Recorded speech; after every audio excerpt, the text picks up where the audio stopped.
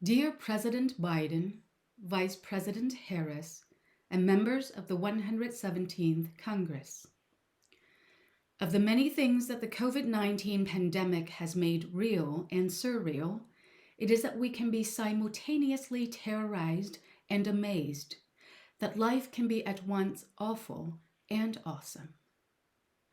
The inauguration of two lifelong public servants to the nation's highest offices, and the sight of a first Black and Asian American woman vice president were for many emblematic of the United States in its most dignified instantiation.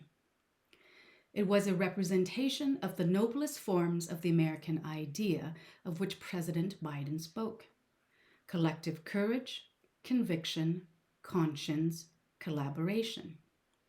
However, just 2 weeks before, we witnessed a terrifying display of deep-rooted white supremacist sedition, anarchy, and cowardice, a stark reminder that as a country, we still cannot imagine the possibility of common futures and a common good for all.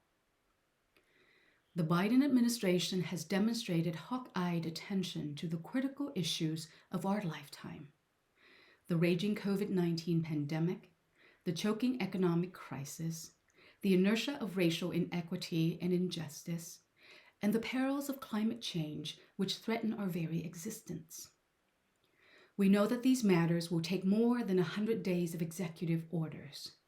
They require the unflinching resolve and principled actions of a people and a planet.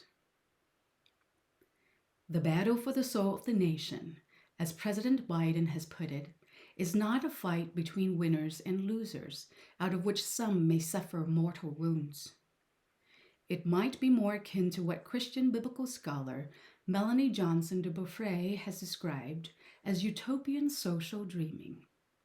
It is not sleepy-eyed wishful thinking, but rather an engaged, directed daytime vision, a daringness to dream the world as it ought to be, as Toni Morrison advised the 1988 graduating class of Sarah Lawrence College in her commencement address.